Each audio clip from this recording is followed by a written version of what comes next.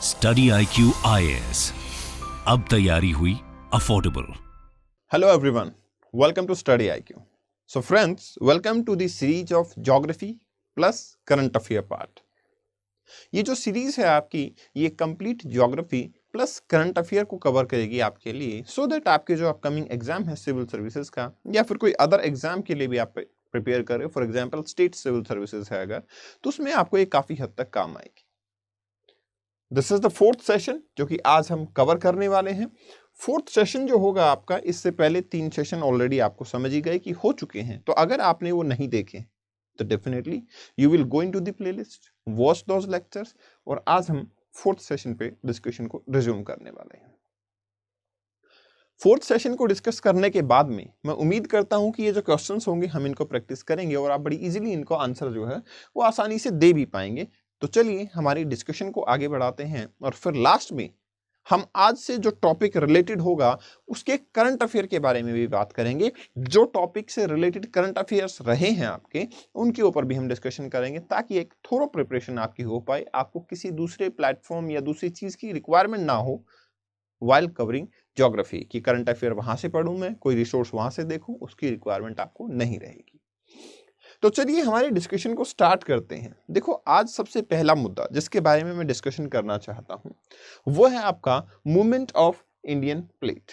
ठीक है, मैं क्या डिस्कस करना चाहता हूं आपके साथ में, हम डिस्कस करेंगे about motion of the Indian plate. Indian plate के मोशन के बारे में हम बात करने वाले हैं, मूवमेंट के बारे में बात करने वाले हैं।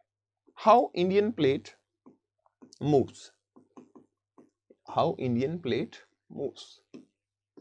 लेकिन ये चीज डिस्कस करने से पहले मैं आपको कुछ और चीजों के बारे में एक तो रिवीजन भी करवाना चाहूंगा, क्योंकि प्रीवियस लेक्चर में हमने उनको डिस्कस किया, तो एक रिवीजन की फॉर्म भी हो जाएगी और आपको वो चीजें वापस से रिटेन रहेंगी ताकि हम उनको यहाँ पे यूज कर सकें। दूसरी इंपॉर्टेंट चीज, आज के ही लेक्चर में हम अर्थक्वेक और सुनामी के बारे में भी डिस्कस करेंगे। ठीक है, we will also be discussing about earthquake as well as हम सुनामी के ऊपर भी डिस्कशन करेंगे। चलिए पहले मैं आपको रिमाइंड करवाना चाहूंगा कि देखिए, जब अर्थ के डेवलपमेंट की हमने बात की थी तो अलग अलग ज्योग्राफर रहे, जिनमें से सबसे पहले अल्फ्रेड वेगनर आते हैं, जिन्होंने बताया कि भी कॉन्टिनेंटल ड्रिफ्ट थ्योरी मैं प्रपोज करता हूं। ठीक है, और उन्होंने कॉन्टिनेंटल ड्रिफ्ट थ्योरी के अंदर यह बताया कि earlier in the ancient time हमारे पास सिंगल लैंड मास हुआ करता था। ठीक है, एक सिंगल लैंड मास हुआ करता था और वो लैंड मास 2 पार्ट में टूट गया later on.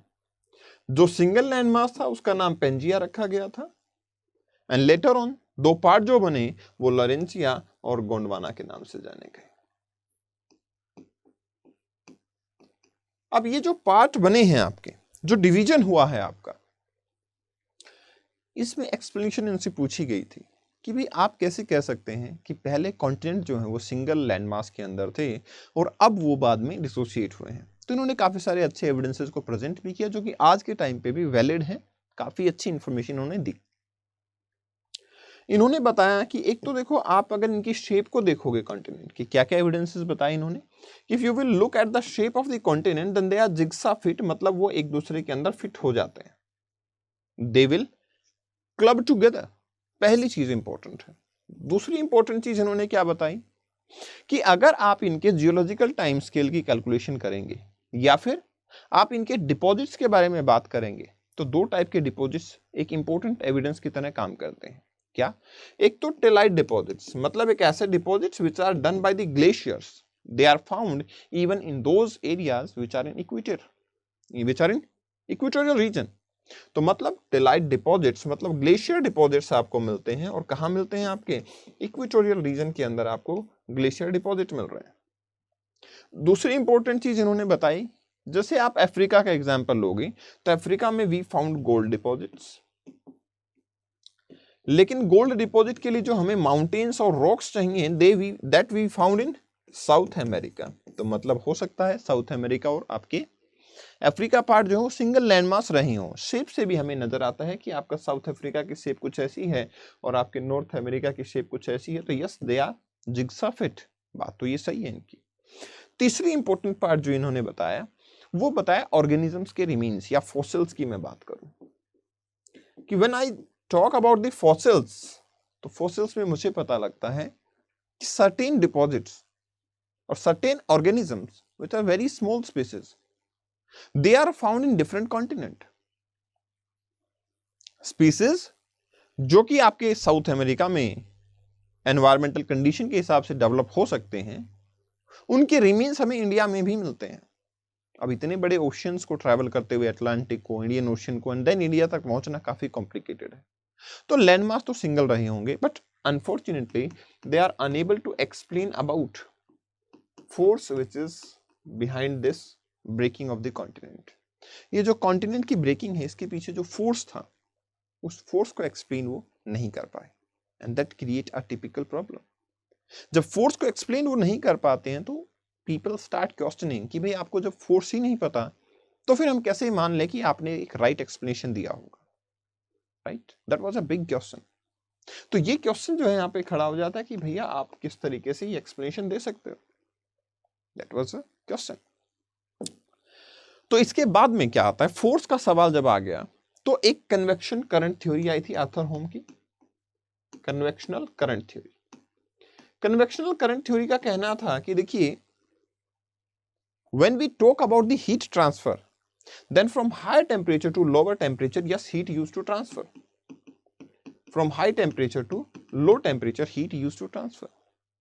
And because Earth interior is at higher temperature, surface is at lower temperature, so heat will be transferred from high to the low temperature. Now there are different mode of heat transfer. Heat can be transferred with different mode. अलग अलग mode से हम heat को transfer कर सकते हैं। कौन से मोड से? कंडक्शन से, कन्वेक्शन से, एंड रेडिएशन से हम हीट के ट्रांसफर को देख सकते हैं। Conduction, convection and radiation. लेकिन कंडक्शन, कन्वेक्शन, रेडिएशन के हीट को ट्रांसफर करने के लिए कुछ अलग तरीका होता है। जैसे मैं एक एग्जांपल देता हूं आपको। लेट्स से कि मैं यहां हूं और मैं आपको एक पेन ट्रांसफर करना चाहता हूं। This classroom is full from the students, और मैं ये पेन जो है आपको ट्रांसफर करना चाहता हूं, आपको देना चाहता हूं। तो मेरे पास क्या वे है, क्या मेथड है जिसके थ्रू मैं ऐसा कर सकता हूं? I want to give this pen to the person who is sitting in the last of the corner of the class. Last में जो बैठा है उसको देना चाहता हूं। तो एक मेथड तो मेरे पास ये है कि मैं यहीं पे रहूं, मैं फर्स्ट स्टूडेंट को ये पेन दूंगा, वो सेकंड को पास करेगा, थर्ड को, एंड सो ऑन। इस तरीके से पास हो जाएगा पेन और लास्ट तक पहुंच जाएगा। आपको महसूस हुआ होगा कि सर इस केस में तो स्टूडेंट का आइडियल होना बहुत जरूरी है, अदरवाइज लॉस काफी ज्यादा होगा, हो सकता है पेन वहां तक पहुंचे भी ना। बिल्कुल सही है, आपकी बात परफेक्ट है। लेकिन एक और कंडीशन भी रिक्वायर्ड है इसमें। क्या? स्टूडेंट के बीच में गैप ना हो, राइट? अगर मान लो एक स्टूडेंट से दूसरा, दूसरे से तीसरे या चौथे तक जाते हुए दोनों चेयर खाली है, तो फिर तो हमारा ये प्रोसेस बिगड़ जाएगा ना, फिर हम ये प्रोसेस से ट्रांसफर नहीं कर पाएंगे। मतलब ये हुआ कि हीट ट्रांसफर को भी ऐसी ही सिचुएशन में अगर करना है तो ये कहलाता है कंडक्शन, जिसमें पार्टिकल मूव नहीं करता। We are particles, this pen is energy, energy अकेले मूव करती है। लेकिन ये तभी हो सकता है जब ये सॉलिड सरफेस हो, मतलब पार्टिकल एक दूसरे के साथ कॉम्पैक्ट होंगे, तभी पॉसिबल है ये मोड। तो दूसरा मोड क्या है सर? दूसरा मोड ये है कि इधर I will call that student कि आप यहां और लेके जाओ, या फिर मैं खुद यहां से जाऊंगा कॉर्नर पे और आपको पेन देके वापस आ जाऊंगा। मतलब ये हुआ कि इस केस में जब मैं यहां से मूव करके उधर जा रहा हूं तो बीच में स्पेस होना जरूरी है, तभी तो मैं चल पाऊंगा। अदरवाइज अगर बहुत कॉम्पैक्ट हुआ तो स्पेस नहीं है तो मैं मूव नहीं कर पाऊंगा। मतलब ये हुआ कि ये कॉम्पैक्ट ना होके थोड़ा लूज होना चाहिए। मतलब क्या होना चाहिए? लिक्विड होना चाहिए। तो लिक्विड के अंदर जब हीट ट्रांसफर होता है तो उस केस में क्या हो गया? साइंटिफिकली अगर मैं बोलूं तो along with the energy particle will also be transferring. Energy के साथ साथ में पार्टिकल भी ट्रांसफर होगा। एंड तीसरी कंडीशन जो आती है वो आती है रेडिएशन की। ये क्या है? अगर मान लो क्लास में स्टूडेंट है ही नहीं, एक स्टूडेंट है जो लास्ट कॉर्नर में बैठा है, क्योंकि वो तो बैक बेंचर ही है, वो कॉर्नर में ही बैठेगा। अब मेरे पास मेथड ये है कि मैं इस पेन को उनको सीधा फेंक दूं और वो कैच कर ले। मतलब क्या हुआ कि अगर हीट ट्रांसफर होना है दो सोर्सेज के बीच में और बीच में कोई मीडियम ही नहीं है, कोई स्टूडेंट नहीं था, मतलब देयर इज नो मीडियम, उस केस में रेडिएशंस होती हैं, इनके थ्रू हीट ट्रांसफर होता है। मतलब वो होगा वैक्यूम में। तो there are 3 mode of heat transfer, conduction, convection, radiation. Depending solid में कंडक्शन होता है, लिक्विड में कन्वेक्शन होता है, और आपके नो मीडियम मतलब रेडिएशन होगा। इसलिए हम बोलते हैं solar radiation comes to the earth surface, क्योंकि सन और अर्थ के बीच में ऐसा कोई मीडियम नहीं है जो कि किसी टाइप की कंडक्टिविटी को शो कर सके। अब आप सोचिए, अर्थ के इंटीरियर के बारे में जब हमने पढ़ा तो वी नो कि अर्थ का इंटीरियर इज लिक्विड, अर्थ का interior is liquid, and if it is in मॉल्टन stage तो वी कांट से कि ये तो कन्वेक्शन वाला पार्ट हो गया है, इसमें तो कन्वेक्शन होना चाहिए, यहां तो पार्टिकल खुद मूव करेगा क्योंकि वो लिक्विड है। बिल्कुल सही है, and that's why this is known as convectional current theory. Quite simple. और इसीलिए हम क्या देखते हैं, lava used to outburst on the earth surface, क्योंकि वो कन्वेक्शन की फॉर्म में हीट ट्रांसफर करता है। अब जैसे ये लावा अर्थ सरफेस पे पहुंचेगा तो ये कन्वेक्शन करंट थ्योरी थी। अब कन्वेक्शन करंट थ्योरी का यूज किया किसने, sea floor spreading theory, sea floor spreading theory. Sea floor spreading theory ने क्या कहा कि देखिए फोर्स तो बता दिया कि भाई आपका कन्वेक्शन करंट एक फोर्स है जिसकी वजह से कॉन्टिनेंट मूव कर रहे थे। और एल्फ्रेड वेगनर ने क्या बताया था, एल्फ्रेड वेगनर का कहना था कि टाइड्स की वजह से हो सकता है, पोलर फ्लिंग फोर्स की वजह से हो सकता है, आपकी ग्रेविटेशन पूल ऑफ मून की वजह से हो सकता है। ये सब मतलब बहुत ही वीक फोर्सेस थे उनके। जो फोर्सेस का प्रपोजल उन्होंने दिया वो बहुत ही वीक फोर्सेस थे, कोई वो स्ट्रॉन्ग फोर्स नहीं थे। लेकिन यहां पे जो प्रपोजल आया ये बहुत अच्छा था, ये स्ट्रॉन्ग प्रपोजल था। ये फोर्सेस काफी स्ट्रॉन्ग है, they can transfer heat. Now the question is कि अगर ये ट्रांसफर करते हैं हीट को तो ये कॉन्टिनेंट को भी मूव करवाएंगे। सी फ्लोर स्प्रेडिंग थ्योरी ने थोड़ा और इंटेलिजेंस दिखाया और उन्होंने बोला कि देखो ओशियन सरफेस जो है उसकी थिकनेस बहुत कम होती है in comparison to the continental part. Ocean part की जो थिकनेस है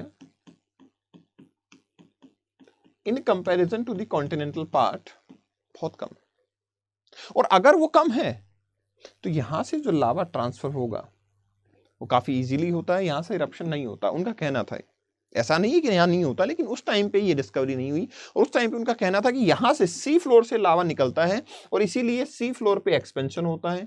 now when sea floor will be expanding, बोले इसीलिए कॉन्टिनेंट मूव करते हैं, ये प्रोसेस होता है। मतलब उनका फोकस किसके ऊपर था, सी फ्लोर के ऊपर था। बट आप भी जानते हो जब सी फ्लोर पे फोकस करेंगे तो how I will explain about the volcanic eruption which is happening on the continent, I am unable to do that. दूसरी इंपॉर्टेंट चीज, how I will be able to explain about the mountain building process which is happening on the continent, like I am having Himalayas over the continental surface, how I will be able to explain it, I am sorry, I am unable to do that. मैं वो भी नहीं कर सकता, और अगर मैं ये नहीं कर सकता तो मतलब ये हुआ कि दिस थ्योरी इज इनकम्प्लीट। ये थ्योरी क्या हो जाएगी, इनकम्प्लीट। हमें कुछ कंप्लीशन चाहिए, और कंप्लीशन के अंदर रिवोल्यूशन आता है, एक रिवोल्यूशनरी थ्योरी आती है आपकी जिसको बोलते हैं plate tectonic theory, plate tectonic theory, ठीक है, प्लेट टेक्टोनिक थ्योरी। अब जो प्लेट टेक्टोनिक थ्योरी होती है ये सब कुछ बड़ी ब्रीफली एक्सप्लेन करती है, very smart people. Plate tectonic theory में ज्योग्राफर क्या कहते हैं कि देखो एविडेंसेस हो गए कि हाँ कॉन्टिनेंटल लैंडमास एक था, लेटर ऑन अलग हुए, काफी अच्छे एविडेंसेस एल्फ्रेड वेगनर ने दिए। सी फ्लोर स्प्रेडिंग थ्योरी या कन्वेक्शन करंट ने बता दिया कि फोर्स क्या है, कन्वेक्शन करंट एक फोर्स है। तो इन्होंने इन दोनों चीजें तो बोल दिया कि ठीक है। बोले अब इसका थोड़ा एनालिसिस करो। इन्होंने क्या बोला, इन्होंने बोला कि do you aware about the term lithosphere, बोले यस वी आर अवेयर। अगर जो लोग अवेयर नहीं है तो वो प्रीवियस लेक्चर्स को भी देख सकते हैं। दूसरा एक और इंपॉर्टेंट चीज मैं आपको बताना चाहूंगा, 21 अप्रैल से आपका ज्योग्राफी ऑप्शनल बैच भी वी आर स्टार्टिंग। 21 अप्रैल से geography optional also we are starting.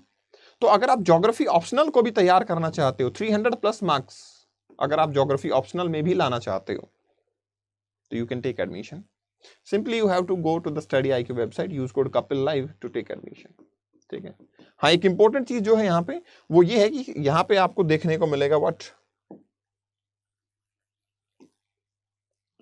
We will be having test series along with the discussion, ठीक है ना। आपकी यहाँ पे टेस्ट सीरीज होगी, क्लासेस के साथ साथ में आपकी टेस्ट सीरीज भी इन्वॉल्व होगी ताकि आपको 300+ इंश्योर किया जा सके। देखो बहुत इंपॉर्टेंट होता है 300+ मार्क्स के लिए टेस्ट का भी देना, आंसर राइटिंग करना, क्रिस्प नोट्स का होना, ये सारी चीजें मतलब एक होलो एक सोलो प्रिपरेशन मतलब 360 डिग्री प्रिपरेशन के लिए अगर जो भी चीजें रिक्वायरमेंट होती these all will be available right here. हाँ, तो हम क्या बात कर रहे थे, इन्होंने बोला आप लिथोस्फीयर के बारे में अवेयर हैं। जी हाँ, जो नहीं है वो प्रीवियस लेक्चर देखेंगे, लेकिन मैं बता देता हूं लिथोस्फीयर क्या होता है। अपर सॉलिड पार्ट, अपर सॉलिड पार्ट होता है लिथोस्फीयर। तो ये जो लिथोस्फीयर है it is broken into multiple plates, broken into plates, छोटे छोटे पार्ट में डिवाइडेड है। हो भी क्यों ना, क्योंकि अर्थ का ऐसा तो है नहीं कि किसी एक पर्टिकुलर सरफेस से ही वोल्केनिक इरप्शन होता है, बहुत सारे प्लेसेस से होता है, बिल्कुल होता है। दैट्स व्हाई अगर मैं इतना बड़ा लिथोस्फीयर की प्लेट ले लेता हूं, यहां पे भी वोल्केनिक इरप्शन हुआ, यहां पे भी हुआ, इस प्लेस पे भी हुआ, यहां पे भी हुआ, तो मतलब मल्टीपल पीसेस के अंदर आपका लिथोस्फीयर जो है वो डिवाइड हो गया। मल्टीपल प्लेसेस में आपका लिथोस्फीयर जो है वो डिवाइड हो गया। और अगर मल्टीपल प्लेसेस में आपका लिथोस्फीयर डिवाइड हो गया तो फिर आई कैन डेफिनेटली से कि यहां पे क्या होंगे, प्लेट्स के छोटे छोटे पार्ट जो हैं वो बन गए। इसी को टेक्टोनिक प्लेट के नाम से जाना गया। अब कुछ प्लेट बड़े थे तो बोला मेजर प्लेट हैं, और कुछ प्लेट छोटे थे तो माइनर प्लेट कहलाए। लेकिन उन्होंने बड़ी अच्छे से एक्सप्लेनेशन दिया कि बोले यार मोशन जो है आपका वो 3 टाइप के मोशन होंगे इन प्लेट्स के अंदर, ठीक है ना। कौन से? कन्वर्जेंट, डाइवर्जेंट एंड ट्रांसफॉर्म, ठीक है ना। Transform, convergent, divergent and transform. Convergent means 2 plates are coming towards each other, 2 plates are coming towards each other. जब 2 प्लेट एक दूसरे के पास आ रही हैं, that motion will be named as convergent motion. When 2 plates are going away from each other, that will be named as divergent motion. It is possible, definitely it is possible. When the plates are just passing, slide pass from each other, एक दूसरे के पास से निकल रही हैं बस, no interaction, बस यहां पे एक दूसरे को रब करके निकल जाएंगी, तो वो होगा ट्रांसफॉर्मेशन। अब देखो होता क्या है,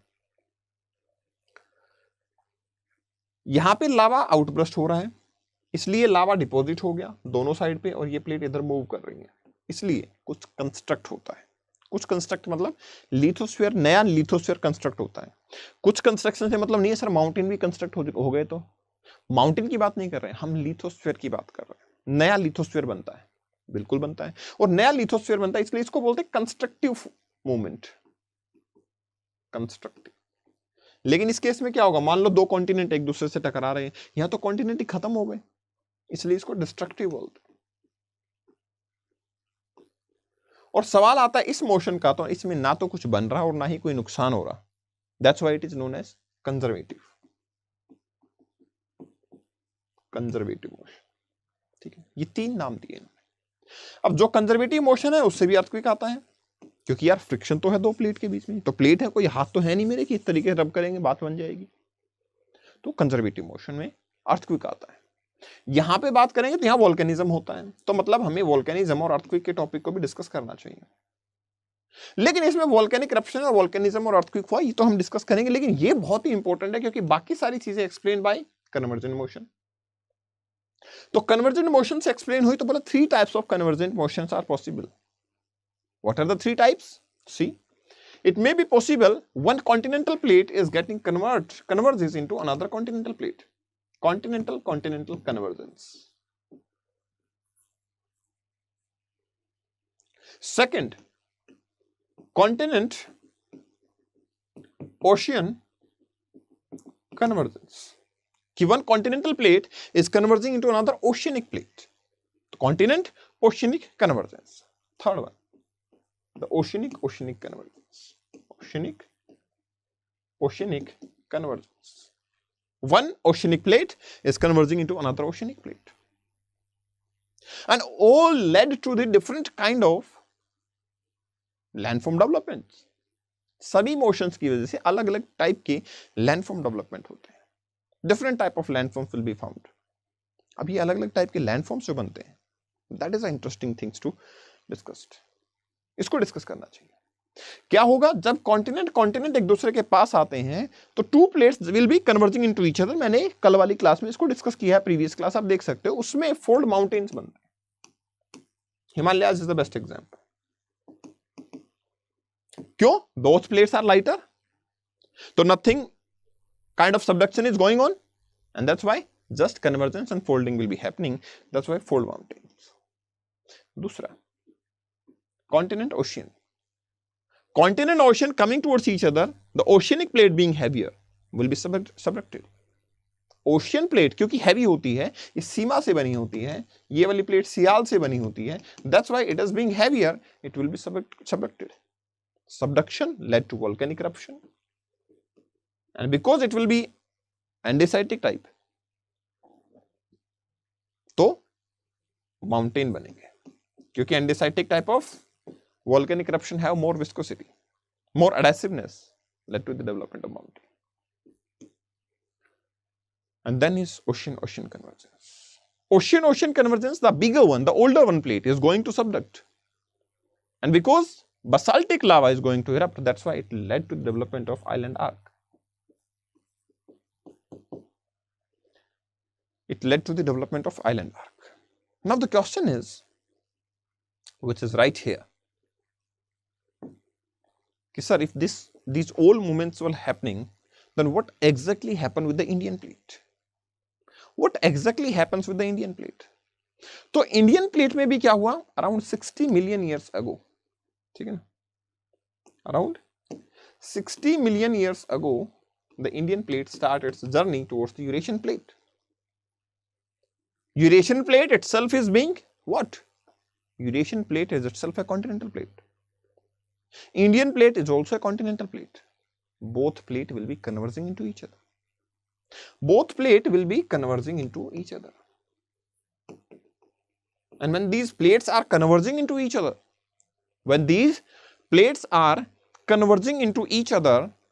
it led to the development of what? Himalayas. It led to the folding of the continent. Folding led to the development of Himalayas. Continents get folded into each other and Himalayas are formed. Himalayas बन जाते हैं. Continent fold होते हैं, Himalayas बन जाते हैं. तो that was the process which was followed right here. अब मैं आपको बताना चाहूंगा, देखो हिमालयाज जो बने हैं, जो आपका हिमालयाज बने हैं, जो इंडियन प्लेट का मूवमेंट हुआ है, उसके बाद में इंडिया जो है उसके अंदर काफी सारे अर्थक्वेक आने स्टार्ट हो जाते हैं. इंडिया के अंदर काफी सारे अर्थक्वेक आने स्टार्ट हो जाते हैं. Even along with that I also wants to say कि हिमालयाज के साथ साथ में Arakan Yoma mountain that are in Myanmar, Hindu Kush mountain Afghanistan, Tian Kulunsan mountain towards China, they also get uplifted. Even people believes कि Andaman Nicobar is the extension of Himalayas or Arakan-Yoma mountain. ये क्या है आपके? Extension of Arakan-Yoma mountains. तो yes, that is a process which happens. लेकिन in detail कि किस तरीके से सीक्वेंस में हिमालयाज डेवलप हुए हैं, किस तरीके से हिमालयाज का डिवीजन है, मतलब इंडिया की physiography we will be discussing in Indian geography. But हाँ, मुझे ये जरूर पता लग गया कि sir when the two plates are coming towards each other, when coming towards each other, और खासकर continental plate, then there will be strong resistance. There will be strong resistance. That strong resistance led to the development of what? Earthquake. उससे क्या होगा आपका? Earthquake आएगा. तो यहां पे सवाल आता है कि अर्थक्वेक क्या है? What is earthquake? तो देखिए, मैं बताता हूं आपको अर्थक्वेक क्या है. देखो, अर्थ के सरफेस पे जब मैं बात करता हूं तो लिथोस्फीयर की अपनी एक थिकनेस है. लेट्स से कि ये थिकनेस है लिथोस्फीयर की. This is the thickness of lithosphere. Somewhere it is more, somewhere it is less. कहीं ओशन है तो कम है, कॉन्टिनेंट है तो ज्यादा है. और ये क्या है आपका? It is broken into pieces. Different kind of pieces we found at this place. Obviously, these pieces are interacting with each other. Some are coming towards each other, some are going away from each other, interacting. When these pieces are interacting with each other, it led to the development of what? Earthquake. Energy. आपने कभी एक pond के अंदर पत्थर फेंका है? Sir बिल्कुल फेंका है. जब पोंड में एक पत्थर फेंकते हैं हम, तो हम क्या देखते हैं, वहां से एक एनर्जी ओरिजिनेट होती है और वो एनर्जी वेव्स की फॉर्म में हर डायरेक्शन में ट्रेवल करती है। The similar concept happens right here. जो आपका इंटीरियर फोकस है, जहां से आपका अर्थक्वेक ओरिजिनेट होता है, ठीक है, जहां से आपकी एनर्जी ओरिजिनेट होती है, उसको क्या बोलते हैं हम, फोकस बोलते हैं। इसको एक और वर्ड से नाम बोला जाता है, हाइपोसेंटर। फोकस या फिर हाइपोसेंटर। तो जो फोकस है आपका या फिर जो हाइपोसेंटर है आपका, जो फोकस है या फिर जो हाइपोसेंटर है आपका, दिस फोकस और the hypocentre, this will just trespass the energy. ये एनर्जी को क्या करेगा, ट्रेसपास करेगा इन एवरी डायरेक्शन। तो यहां से आपका अर्थक्वेक जो है वो ओरिजिनेट होता है। तो earthquake is nothing but it is just a vibrations, ठीक है, it is a kind of vibration. So earthquake is simply a word जो किसको डिनोट करता है, आपके शेकिंग ऑफ अर्थ को डिनोट करता है। It is just the shaking of earth, ठीक है, शेकिंग ऑफ अर्थ हो रहा है, चलो ठीक है। और कहां से हो रहा है, आपके इंटीरियर पार्ट से it is happening, which is named as focus. अंदर से चल रहा है, फोकस होता है, जिसको कि हाइपोसेंटर के नाम से भी जानते हैं। अब अर्थक्वेक जो है आपका, वो दो कारण से आ सकता है। कारण पूछें, कॉजेस पूछें अगर मैं अर्थक्वेक के, तो these are actually the handmade notes which you got in geography optionals as well, ठीक है ना। हैंडमेड नोट्स है ताकि इससे क्विक रिवीजन हो सके आपके। इवन ये नोट्स ऐसे क्रिस्प नोट्स होंगे, ठीक है, ये तो जीएस के हैं, ज्योग्राफी ऑप्शनल के तो जो नोट्स होंगे वो इतने क्रिस्प होते हैं कि आपको पेपर के बीच में जो 5 दिन का गैप होगा ना, जीएस के और ऑप्शनल के पेपर में, 5 दिन सिर्फ वो रिवाइज करो, nothing you need to revise, ठीक है। आपका स्कोर अपने आप 30, 40, 50 मार्क्स बढ़ जाएगा ऑटोमेटिकली, क्योंकि रिवीजन आप अच्छे ढंग से और क्रिस्प पॉइंट का कर पाएंगे उस टाइम पे। नेचुरल रीजंस, ठीक है, और कुछ आपके मैन मेड रीजंस होते हैं, किसके लिए, अर्थक्वेक के लिए। नेचुरल रीजन में यू नो वेरी वेल कि अभी हमने डिस्कस किया क्या, सर प्लेट मूवमेंट हो रहा है। सर प्लेट मूवमेंट अगर हो रहा है कहीं पे भी, किसी भी लेवल पे अगर फॉल्ट क्रिएट हो गया, प्लेट मूवमेंट हो रहा है, तो यस अर्थक्वेक विल कम। और क्या हो सकता है, वोल्केनिक इरप्शन। आपका हीट ट्रांसफर हो रहा है और आपका वोल्केनिक इरप्शन हो रहा है। हीट ट्रांसफर हो रहा है और आपका वोल्केनिक इरप्शन हो रहा है। तो हीट ट्रांसफर और वोल्केनिक इरप्शन अगर हो रहा है तो वो भी एनर्जी का कारण बनता है, और वो एनर्जी आपको ट्रांसफर होती है in the form of waves. Waves की फॉर्म में वो एनर्जी ट्रांसफर होती है, एंड दैट्स व्हाई वो आपका वाइब्रेशंस लेके आता है। अगर किसी प्लेट पे दो प्लेट किसी भी पॉइंट पे they are coming towards each other, obviously fold हो गया, फोल्डिंग विल बी हैपनिंग, उससे अर्थक्वेक आता है। अब आप समझ रहे होंगे कि क्यों हिमालयाज के अंदर earthquake is high. Why in case of Himalayas earthquake is high?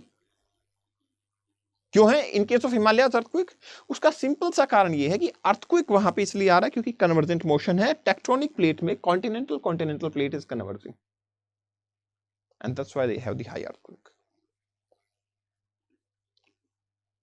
Up and downward wrapping मतलब फोल्ड बन रहे हैं, अगर आपका कोई एक्सपेंशन हो रहा है, आपका प्लेट मूवमेंट हो रहा है, लैंडस्लाइड हो, ये नेचुरल कारण है। लेकिन कुछ मैन मेड कारण भी है, जैसे कि हम अंडरग्राउंड माइनिंग करते हैं, ठीक, हम अंडरग्राउंड माइनिंग अगर करते हैं तो माइनिंग की वजह से भी, डीप अंडरग्राउंड माइनिंग की वजह से भी अर्थक्वेक आते हैं। क्योंकि माइनिंग की वजह से हमें क्या करना पड़ता है, हम बहुत सारे ब्लास्ट करते हैं। कई बार लैंड जो है अपने आप ही क्या हो जाता है, डिग्रेड हो जाता है, समअप हो जाता है, गिर जाता है, धस जाता है, लैंडस्लाइड हो जाता है, तो वो एक कारण बन सकता है, ठीक है। या फिर हम क्या करते हैं, न्यूक्लियर टेस्ट करते हैं। पोखरान में हमने न्यूक्लियर टेस्ट किया। अब नॉर्थ कोरिया जैसे कंट्री का तो कोई भरोसा ही नहीं है, वो कब आपका न्यूक्लियर टेस्ट कर दे या फिर न्यूक्लियर अटैक भी कर दे, उसका कोई भरोसा नहीं। तो इन दैट केस आपका क्या हो सकता है, अर्थक्वेक आने की पॉसिबिलिटीज बढ़ जाती है। तो मतलब मैनमेड कारण भी हैं जिसकी वजह से अर्थक्वेक आता है, ठीक है ना।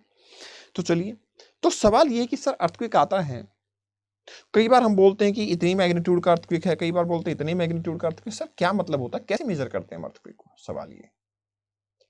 तो देखो यार, अर्थक्वेक को मेजर करने के लिए हमारे पास 2 स्केल होते हैं, ठीक है ना। There are 2 scales for measuring earthquake. Richter scale है एक, तो जो कि क्या करता है, मैग्नीट्यूड को मेजर करता है, ठीक है। ये क्या करेगा, आपके अर्थक्वेक की मैग्नीट्यूड को मेजर करेगा। It will measure the magnitude of the earthquake. Earthquake की मैग्नीट्यूड को मेजर करने का मतलब देखो क्या है। देखो यार, होता ये है कि आपको सिंपल सा जो हमें कॉन्सेप्ट पता है वो तो ये है कि sir it is a kind of energy, है तो एनर्जी ही, और वो एनर्जी वाइब्रेशंस की फॉर्म में ट्रांसफर होती है, एंड दैट्स व्हाई अर्थक्वेक आता है। तो अगर ये एनर्जी है और ये वाइब्रेशंस की फॉर्म में ट्रांसफर हो रही है, उसी से अर्थक्वेक आ रहा है, तो let's talk about that energy. उस एनर्जी के बारे में ही बात करते हैं कि वो एनर्जी कहां से आ रही होगी, कैसे ओरिजिनेट हुई, कैसे ट्रेवल करती होगी। ठीक है, देखो कि आपका जो भी फोकस वाला पार्ट है, यहां से एनर्जी मल्टीपल डायरेक्शंस के अंदर जा रही है,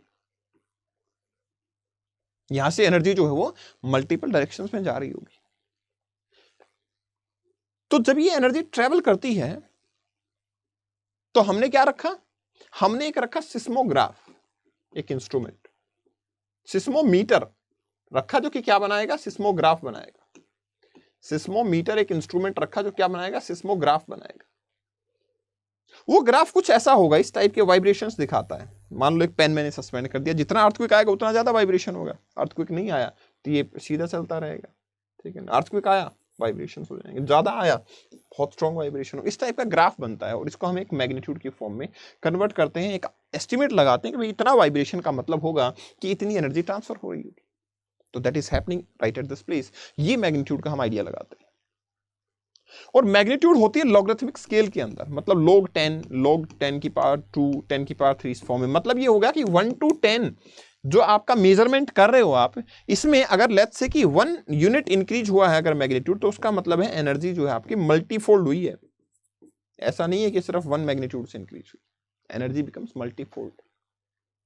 ठीक है ना, so right at this place logarithmic scale होता है और आपका क्या होगा, रजिस्टर मैग्नीट्यूड जो है उसको हम मेजर करते हैं एनर्जी की फॉर्म में। लेकिन ये तो हुआ मैग्नीट्यूड का और ये एक साइंटिफिक स्केल है, बहुत अच्छा स्केल है, दैट इज गुड, अमेजिंग।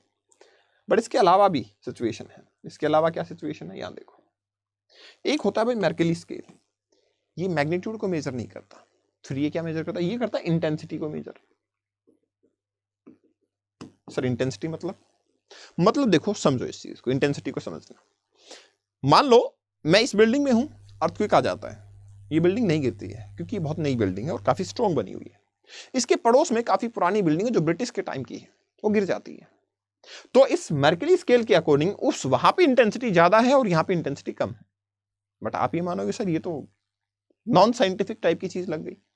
अरे इमीडिएट में बिल्डिंग है, उसमें मैग्नीट्यूड मतलब इंटेंसिटी ज्यादा है, यहां का में ये क्या मतलब ये हुआ कि ह्यूमन ऑब्जर्वेंस है और कुछ नहीं। ह्यूमन ऑब्जर्वेंस मतलब हम ये देखेंगे भी कितना नुकसान हुआ।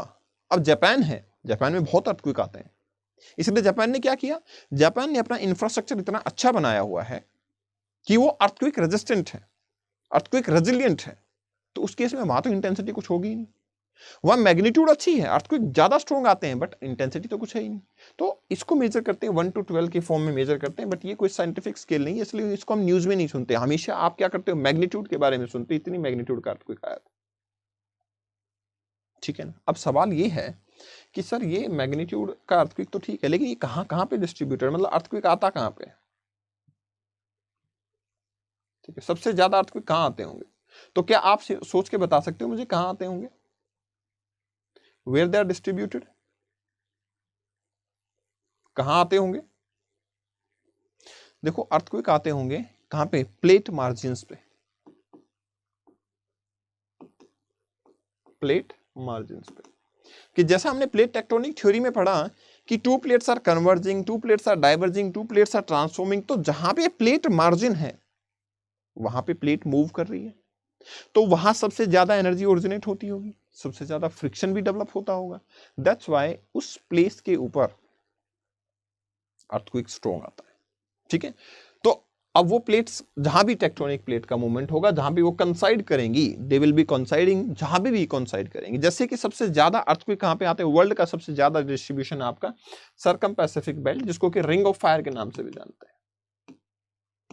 क्योंकि जहां पैसिफिक बेल्ट आपकी ओशियन मतलब एशियन बेल्ट से जहां स्ट्राइक करती है ना, वो क्या कहलाता है आपका सर्कम पैसिफिक बेल्ट, तो वहां अर्थक्वेक सबसे स्ट्रॉन्ग आता है। इसके अलावा और भी एरियाज है जहां पे अर्थक्वेक आते हैं, जैसे कि आपके हिमालयाज हो गए, Pacific ring of fire region हो गया, आपकी अल्पाइन सेकंड बेल्ट जो अल्पाइन वाली बेल्ट है वो हो गया आपका। ठीक है, हिमालयाज वाली बेल्ट है वहां पे हो गया आपका, तो मतलब अर्थक्वेक तो आते हैं। तो इंडिया के अंदर अगर मैं बात करूं तो look at the map of India. ठीक है, ये है map of India. If you will look at the map of India, what you will found, आपको यह पता लगेगा कि इंडिया को हम 4 जोन में डिवाइड करते हैं। ठीक है, we will divide India into 4 zones. 4 zone में हम इंडिया को डिवाइड करेंगे। कैसे डिवाइड करेंगे 4 जोन में? इंडिया को ये इंटेंसिटी और आपके मैग्नीट्यूड के बेसिस पे कि how much frequently earthquake comes, पहली चीज कि हो सकता है हर मिनट में, हर सेकंड में अर्थक्वेक आ रहे हो, तो पहली चीज हो जाती है। इसके बेसिस पे हम इंडिया को डिवाइड करते हैं कि how much frequently earthquakes are coming, how much frequent. दूसरी इंपॉर्टेंट चीज क्या है कि फ्रीक्वेंसी के साथ साथ में मुझे यह भी पता लगता है कि इंटेंसिटी कितनी ज्यादा है, वो भी। इसलिए जोन 5, जोन 4, जोन 3, जोन 2। आप सोच रहे हैं सर जोन 1 भी तो होना चाहिए था यार, गिनती ऐसी तो करते हैं, 5 जोन होने चाहिए। हाँ, पहले हुआ करते थे, पहले 5 जोन हुआ करते थे, लेकिन जो पहला जोन था उसके अंदर भी ये इंश्योर कर पाना कि भाई अर्थक्वेक आएगा ही नहीं। जोन 2 से जोन 1 में क्या होगा? देखो, जोन 5 ऐसा जिसमें स्ट्रॉन्ग अर्थक्वेक आते हैं, जोन 4 में कंपैरेटिवली कम, जोन 3 में और कम, जोन 2 मतलब लगभग बहुत, मतलब मॉडरेट, बहुत ही कम और बहुत ही कम मैग्नीट्यूड के अर्थक्वेक आते हैं। अब जोन 1 का क्या कहूं मैं? ऐसा जोन जिसमें अर्थक्वेक आता ही नहीं है। बट यार एक नेचुरल फिनोमिना में क्या मैं गारंटी दे सकता हूं कि यहां अर्थक्वेक आएगा ही नहीं कभी? इसलिए zone 1 is not sustainable. So these red areas are zone 5 area, yellow areas मतलब the dark one, orange one are marked by zone 4, yellow one are marked by zone 3, blue one are marked by zone 2। और इस basis पे हम NDMA, national disaster management authority, अपनी planning करके रखती है। ठीक है, एनडीएमए अपनी प्लानिंग करके रखती है कि भाई साहब अर्थक्वेक आएगा तो ऐसे जोन में इस तरीके से आ सकता है। That's why we must be prepared enough कि अर्थक्वेक आया तो we can save our people, हम अपने लोगों को बचा सके। ठीक है, तो ये अर्थक्वेक जोन आपके इंडिया में देखने को मिलता है। अब एक और चीज आती है इसमें इंपॉर्टेंट, देखो जो अर्थक्वेक आया उसमें आपने एक चीज महसूस की क्या, कि जो फोकस है वो कितना डेप्थ पे है, इसके ऊपर डिपेंड करेगा कि स्ट्रॉन्ग अर्थक्वेक आएगा या वीक आएगा। हाउ मच डेप्थ,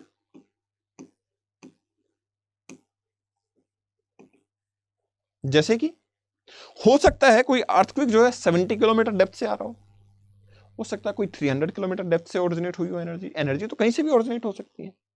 इसलिए हम क्या करते हैं, अर्थक्वेक को 3 कैटेगरी में डिवाइड करते हैं, deep focus, moderate and shallow focus.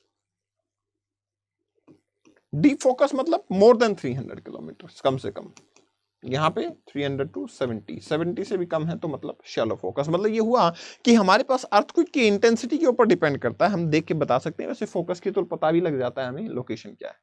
अब एक और चीज सुनो सर, मैंने तो कोई एपिसेंटर नाम की भी चीज सुनी है, वो क्या होती है? देखो यहां फोकस पे आपकी अर्थक्वेक एनर्जी ओरिजिनेट हुई। अब जब ये ओरिजिनेट हुई तो ये डिफरेंट डायरेक्शन में ट्रेवल करेगी energy, in this direction, in this direction, in this direction. देखिए मैं आपको हैंडमेड ड्रोन डायग्राम से ही पढ़ा रहा हूं, ऐसा इसलिए होता है क्योंकि मैं अपनी क्लास में भी ऐसा ही करता हूं। आपको एक बार एक पिक्चर दिखाई, उसको हम यहां पे ड्रॉ करें, ज्योग्राफी ऑप्शनल में भी ऐसा ही होता है, ताकि आप उस डायग्राम को अपने एग्जाम में भी बना सकें। क्योंकि एग्जाम में डायग्राम बनाना बहुत जरूरी है, जब बनाते हैं तो हमें समझ आता है कि ऐसा डायग्राम बना सकते हैं। तो सुनिए अब कि फोकस से जब एनर्जी डिफरेंट डायरेक्शन में ट्रांसफर होना शुरू होगी तो जो नियर मोस्ट पॉइंट होगा एग्जैक्टली परपेंडिकुलर इसके, उस पर मैक्सिमम एनर्जी ट्रांसफर होगी और सबसे पहले भी होगी मैक्सिमम एंड फास्ट।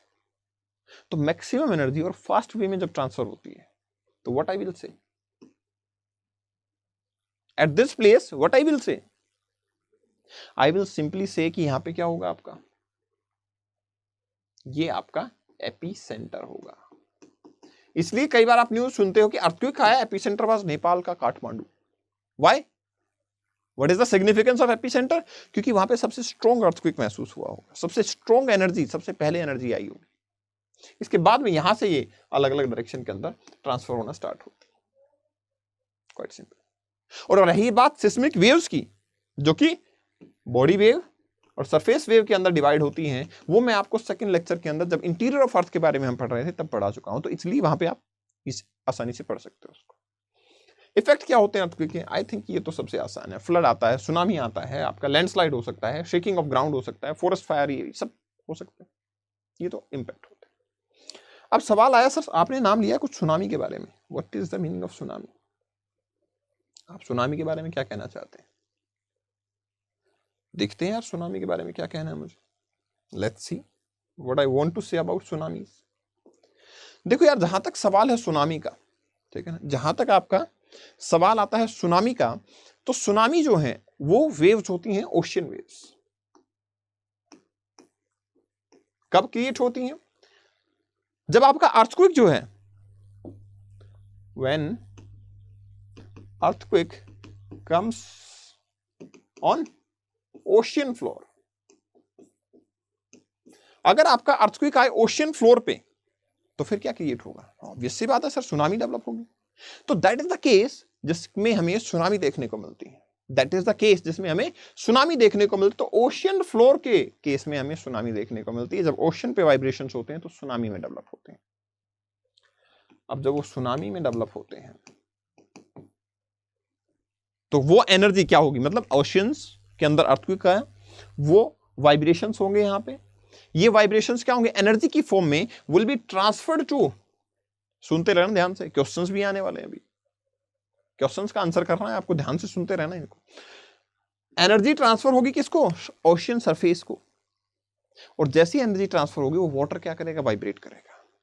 वाटर जो है वो वेव की फॉर्म लेना स्टार्ट करेगा। Water comes in the form of waves. Water will come in the form of waves, और ये वेव्स आपकी क्रिएट होना स्टार्ट हो जाती हैं।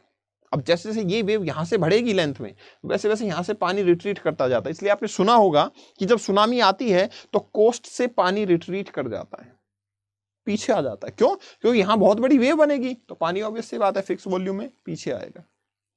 बट जैसे जैसे ये शैलो वाटर की तरफ बढ़ना स्टार्ट होती है,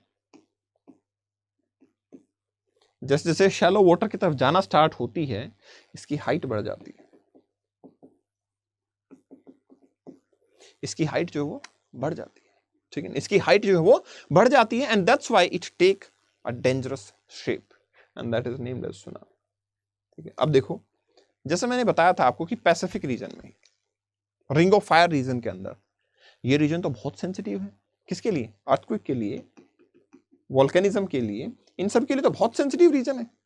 और अर्थक्वेक और वोल्केनिज्म के लिए अगर ये सेंसिटिव रीजन है तो ऑब्वियस सी बात है यहाँ पे सुनामी का खतरा ज्यादा होगा। बिल्कुल sir, that's why even tsunami is a Japanese word, क्योंकि जापान के अंदर ही पहली बार इसके ऊपर बातचीत की गई थी, इसलिए इसको वर्ड असाइन किया सुनामी। एक ऐसी वेव जो कि आपके बहुत सारे, मतलब एक बिल्डिंग के 1630 सेकंड फ्लोर तक भी जा सकती है। अब सवाल है कि सर क्या सुनामी से बचा जा सकता है? क्या हम सुनामी से बच सकते हैं? हाँ, तो पॉसिबिलिटी तो है यार। देखो अर्थक्वेक को तो प्रेडिक्ट करना काफी मुश्किल बात हो जाती है, लेकिन सुनामी को प्रेडिक्ट करना काफी पॉसिबल है। कैसे? अर्थक्वेक के लिए कॉम्प्लिकेटेड और सुनामी को कैसे कर सकते हैं उसके बारे में बताऊंगा एक बार आपको, सुनो इसको। देखो यार, अर्थक्वेक का प्रोसेस क्या है? अर्थक्वेक का सिंपल सा प्रोसेस ये था सर कि यहां पे आपकी फोकस पे एनर्जी जनरेट हुई है, और जैसे ही जनरेट हुई एनर्जी तो एनर्जी क्या होती है? ट्रांसफर होती है तुरंत यहां पे। और क्योंकि ये सारा लगभग सॉलिड मटेरियल होता है तो एनर्जी फास्ट ट्रेवल करती है।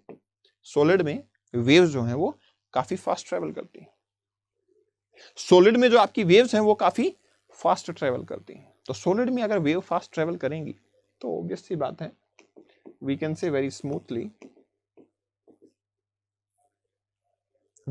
वी कैन से कि यहां पे क्या होगा, बहुत जल्दी एनर्जी ट्रांसफर हो जाती है। और इतनी क्विक एनर्जी ट्रांसफर होती है कि उसको प्रेडिक्ट करना और इन्फॉर्म कर पाना फिर मुश्किल है, इंपॉसिबल टाइप। लेकिन व्हाट अबाउट सुनामी? सुनामी के बारे में क्या है? सुनामी के बारे में सिचुएशन ये है कि जब यहां पे आपकी अर्थक्वेक आया ओशन सरफेस पे, we will keep a recorder here, ठीक है ना। वो क्या बताएगा? वो हमें तुरंत बता देगा कि भैया इतनी एनर्जी ओरिजिनेट हुई है। हमें यह पता कि अगर इतने अमाउंट में एनर्जी या इतनी मैग्नीट्यूड का अर्थक्वेक आया लेट्स से, तो वो वाटर को राइज कर सकता है। ये सिग्नल डायरेक्टली ट्रांसफर होता है आपके यहाँ पे और ये सैटेलाइट्स के थ्रू कम्युनिकेट कर दिया जाता है सिटीजन्स को। इसलिए सुनामी आने से 2 घंटे पहले, 30-40 मिनट, 60 मिनट पहले इसको प्रेडिक्ट करना काफी आसान है, क्योंकि ये वाटर में ट्रांसफर हुआ, फिर वाटर से वेव्स बनेगी, वो वेव आपके ओशन के कोस्टल एरिया तक ट्रांसफर होंगी, इसमें टाइम लगता है। लेकिन जब अर्थक्वेक आता है तो उसकी इसमें तो एनर्जी बहुत फास्ट ट्रेवल करती है, उसको प्रेडिक्ट कर पाना मुश्किल हो जाता है। तो it will be really amazing thing अगर हम अर्थक्वेक को भी ट्रैक कर पाए, पहले से अगर पता लग जाए कि अर्थक्वेक आने वाला है और इस टाइम पे आएगा, तो it is really an amazing thing. ये बहुत बढ़िया होगा। हम बहुत सारे लोग, अब टर्की में अर्थक्वेक आया यार, ठीक है ना, टर्की के अंदर अर्थक्वेक आया, people had lost their life, their loved ones, their properties, economy, सब कुछ तबाह हो गया। तो ये जो सिचुएशन है आपकी, वो काफी टिपिकल सिचुएशन है, नो डाउट, बट स्टिल भी डिजास्टर के सामने हम कुछ नहीं कर सकते, खासकर जब वो नेचुरल डिजास्टर हो। मैनमेड है तो फिर भी प्रिकॉशंस लेंगे, हम बचा सकते हैं अपने आप को, फ्यूचर के लिए कोई रेफरेंस रख सकते हैं, बट नेचुरल डिजास्टर के अंदर वी कांट डू एनीथिंग। तो वो एक प्रॉब्लम जो है यहाँ पे आपको नजर आती है, ठीक है ना। So this is basically seismo study, seismology, जिसको कि सिस्मिक स्टडी के बारे में जानते हैं। अब मैं आपसे कुछ क्वेश्चंस पूछना चाहूंगा इसी के बेसिस पे कि जो हमने डिस्कशन किया है। I want to ask some questions from you कि हम क्या क्वेश्चन इससे अंडरस्टैंड करें, मतलब हमारी क्या नॉलेज इससे देखने को मिली है। तो this is the first question which is in front of you. Which of the following phenomena, overlap है knowledge का, which of the following phenomena might have influenced evolution of organism, ठीक है ना। Which of the following phenomena might have influence on evolution of organism? पहला है continental drift, दूसरा है glacial cycle। तो क्या one only आंसर होगा, two only आंसर होगा, both 1 and 2 आंसर होगा, या neither 1 nor 2 आंसर होगा? आंसर क्या हो सकता है? देखिए यार, इवोल्यूशन की बात की गई है ऑर्गेनिज्म की, तो आपको याद होगा डार्विन के बारे में, अगर आपने कभी पढ़ा Darwin theory of evolution. Darwin बताते थे कि जो मोस्ट फिट स्पीसीज होती हैं वो सरवाइव करती हैं, और जो अनफिट स्पीसीज होती हैं वो धीरे धीरे खत्म हो जाती हैं। तो हमें चाहिए fit species. Fit species, fit species जो है वो सरवाइव करेगी, फिट स्पीसीज जो है वो अपने इवोल्यूशन की तरफ ध्यान देंगी। अब इवोल्यूशन में क्या होता है, जैसे मैनकाइंड का इवोल्यूशन है, हम देखते हैं कि हमारे एंसेस्टर्स जो थे उनसे आज तक इवोल्यूशन बहुत सारा हुआ है। और ये इवोल्यूशन कैसे हुआ भाई, जो हमारी सराउंडिंग कंडीशंस थी, जो क्लाइमेट था, जो नीड थी, ये सब चेंज होती रही और आपका इवोल्यूशन होता रहा। तो पहली तो है ग्लेशियल साइकिल। ग्लेशियल साइकिल का मतलब आपका warm edge and cold edge, ठीक है, लेट्स से ऐसा कर सकते हो आप, warm edge and cold edge, इसके बारे में समझ सकते हो। Warm edge and cold edge पहली चीज। तो यार ये तो हमारे एनवायरनमेंट को चेंज करेगा, एनवायरनमेंट को चेंज करेगा तो बिल्कुल सही है कि हम भी उसके हिसाब से अडॉप्ट होना स्टार्ट हो जाएंगे, एडेप्टेबिलिटी होगी, इवोल्यूशन होगा, पहली चीज। दूसरा, कॉन्टिनेंटल ड्रिफ्ट, क्या ये इंपैक्ट कर सकता है? बिल्कुल कर सकता है। कैसे? अभी हमने देखा था थोड़ी देर पहले, टिलाइट डिपॉजिट्स मिलते हैं मुझे, कहां पे? इक्वेटर पे। टिलाइट डिपॉजिट आए कहां से? कॉन्टिनेंटल ड्रिफ्ट करके चला गया होगा एक प्लेस से दूसरे प्लेस के ऊपर, और मुझे डिपोजिशन देखने को मिला है। इसलिए जब कॉन्टिनेंट मूव हुआ तो एनवायरनमेंट मूव हुआ, एनवायरनमेंट मूव हुआ तो अडेप्टेबिलिटी या सस्टेनेबिलिटी चेंज हुई। Both 1 and 2। तो ये नहीं, ये भी नहीं, आपका आंसर होगा बोथ 1 and 2, दोनों ही आंसर होंगे। क्यों होंगे दोनों आंसर? क्योंकि सिंपल सी बात है यार, कॉन्टिनेंटल तो ड्रिफ्ट होते हैं और उससे हमारे पास इन्फ्लुएंस होता है। So answer is both 1 and 2। दूसरा क्वेश्चन, देखिए यूपीएससी कई बार क्या करती है, आपसे वाटर बॉडी से क्वेश्चन पूछ लेती है कि एक पर्टिकुलर वाटर बॉडी को सराउंडिंग कंट्रीज कौन सी हैं, ये आपको बताना है। तो यहां मैंने लोकेशन बेसिक क्वेश्चन पूछा आपसे, मेडिटेरेनियन सी के बारे में पूछना चाहता हूं मैं, क्योंकि सबसे बड़ा सी यही है। मेडिटेरेनियन सी की जब मैं बात करता हूं तो border by which of the following countries, landlocked की बात करें, जॉर्डन, इराक, लेबनान, सीरिया, कौन सी ऐसी कंट्रीज हैं जो कि मेडिटेरेनियन को बॉर्डर करती हैं? कमेंट सेक्शन में बताना है आपको, ठीक है, जो कि जॉर्डन, इराक, लेबनान और सीरिया में से दिया हुआ। तो चलिए मैं आपको मैप पे ले चलता हूं, देखते हैं। देखो अगर मेडिटेरेनियन सी को यहां पे हम देखें तो सबसे पहले तो मैं आपको यहां थोड़ा सा फोकस करवाना चाहूंगा जॉर्डन पे। कि जॉर्डन के पहले इजराइल आता है यहाँ पे, ठीक है ना। तो इजराइल बीच में आ गया, तो इसलिए जॉर्डन जो है इसको अपनी टेरिटरी को शेयर नहीं कर पाएगा। मतलब ये हुआ कि जॉर्डन वाला पार्ट तो हमारा कट हो जाता है। मतलब जहां 1 है वो तो आंसर हो नहीं सकता। 3 दोनों जगह पे है, तो 3 की तो आर्ग्यूमेंट ही खत्म, तो 3 तो सेलेक्ट है। सवाल है 2 पे एंड 4 पे, 2 पे और 4 पे। तो अगर आपको जॉर्डन पता लग गया है, अब ये जो रीजन है ये तो बहुत ही डिस्प्यूटेड रीजन है। इधर इजराइल है, इधर लेबनान है, और ये वाला पार्ट है सीरिया। देखो सीरिया ओपन हो रहा है, तो मतलब ये हुआ कि अगर 2 या 4 में से, तो डायग्राम में दिख रहा है कि मेरे को सीरिया तो ओपन हो रहा है, तो सीरिया ओपन हो रहा है, तो भैया 4 तो सेलेक्ट करना पड़ेगा। तो आंसर क्या रहेगा आपका? 3 एंड 4, 3 एंड 4, क्वाइट सिंपल, हम आंसर दे सकते हैं। तो देखो इससे क्या होता है, मैपिंग को डेवलप कैसे करें। सवाल ये आता है कि सर मैपिंग कैसे डेवलप किया जाए। देखो मैपिंग को अगर आप 1 गो में डेवलप करना चाहते हो, इट इज कॉम्प्लिकेटेड। आप रोजाना 10 मिनट मैपिंग को दो, 10 मिनट्स, ठीक है। 10 मिनट्स आप क्या दो? मैपिंग को दो। 10 minutes in a day you will be giving to mapping, so that एक दिन आपने नॉर्थ अमेरिका के अंदर फिजिकल मैप के बारे में देखा, एक दिन अपने साउथ अमेरिका के फिजिकल मैप पे देखा, अफ्रीका का फिजिकल मैप देखा, ऐसे करके आप सभी कंट्रीज के बारे में, स्पीसीज के बारे में, इनके सब के बारे में देख सकते हो 10 मिनट्स, ठीक है ना। That is Mediterranean. अब देखो एक करंट अफेयर का टॉपिक था भाई, हिमालयन फ्रंटल थ्रस्ट। पहले तो समझते हैं थ्रस्ट क्या होता है। सर थ्रस्ट का मतलब 3 वर्ड है, हिमालयाज के बारे में आप जानते हो, फ्रंटल और थ्रस्ट को समझते हैं। Thrust is a kind of pressure, that is force per unit area.